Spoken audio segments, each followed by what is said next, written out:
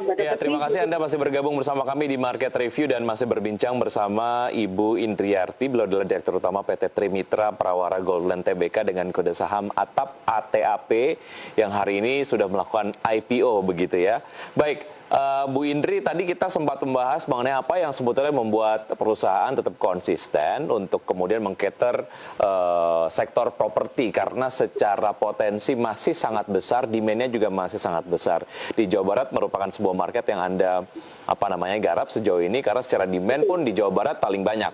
Oke, kita bicara mengenai kondisi pandemi, ada pembatasan sosial berskala besar lah yang diaplikasikan di beberapa daerah lah. Mungkin di Jawa Barat juga termasuk.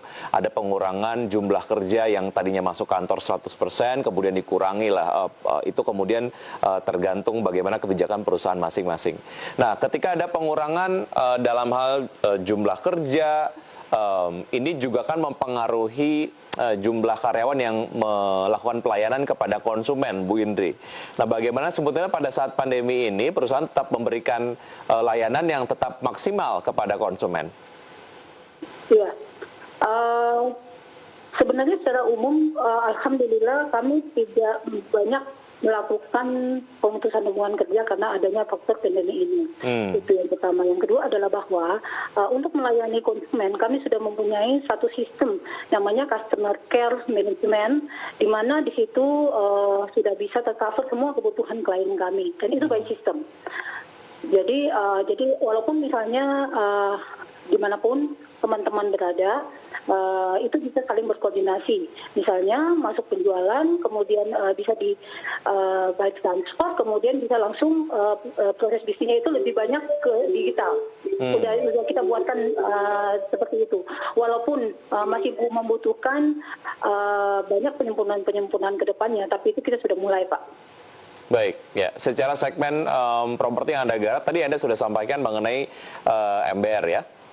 Betul. Baik, apakah secara ekspansi ke depan akan ada perluasan segmen atau sejauh ini masih ada di segmen MBR terlebih dahulu, Bu Indri?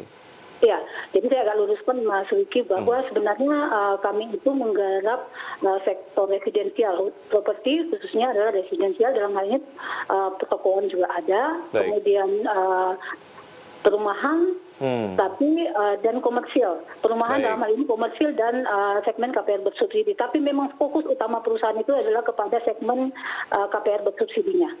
Itu. Baik, artinya sudah ada segmen-segmen yang selama ini sudah digarap.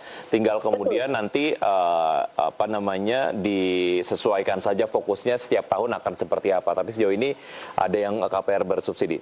Baik, oke. Kalau dilihat dari satu hal yang cukup juga menarik adalah bagaimana sebetulnya Bank Indonesia sendiri terus mempertahankan tingkat suku bunga acuan di level yang rendah.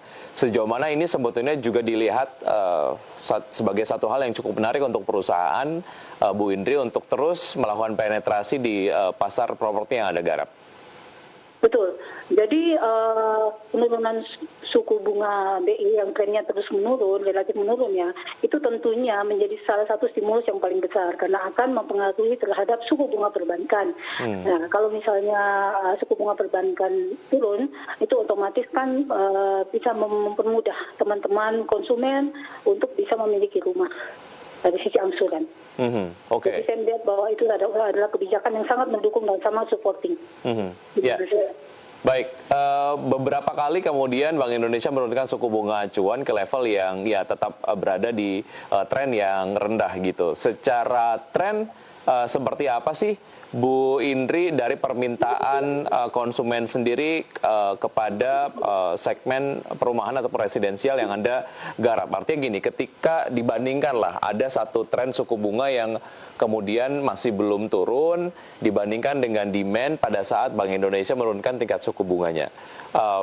Adakah kenaikan dari appetite ataupun mungkin selera masyarakat untuk dapat memiliki perumahan pada saat tren suku bunga ini turun jika dibandingkan dengan pada saat suku bunganya belum turun?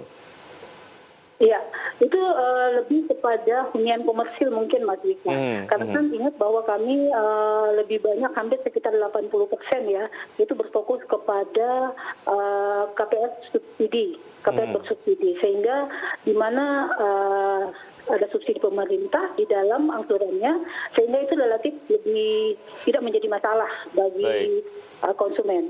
Ya, ya. Baik, ya. Sebelum melakukan IPO, bagaimana sebetulnya perusahaan melakukan penyesuaian lah secara kultur perusahaan? Karena kan bicara mengenai sebuah perusahaan terbuka, ini ada practices yang tentu saja membuat laporan-laporan keuangan semua kemudian harus lebih rapi, lebih transparan dan lain-lain. Bagaimana sebetulnya sebelum melakukan IPO, perusahaan melakukan penyesuaian menuju ke situ, Bu Indri? Iya, jadi memang salah satu tujuan kami untuk listing di Bursa Efek itu adalah bagaimana supaya secara tanda kutip terpaksa untuk membenahi tata kelola perusahaan agar lebih profesional dan lebih baik. Nah, ini kita sudah mulai budaya kerja, adanya perubahan budaya kerja dari jauh-jauh hari sebelum hari ini.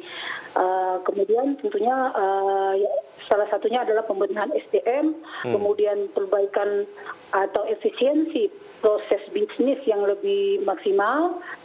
Tentunya itu semua bermuara kepada kepuasan konsumen, kemudian perbaikan SOP-SOP dan sebagainya. Memang saya akui masih tetap terus berjalan seperti itu.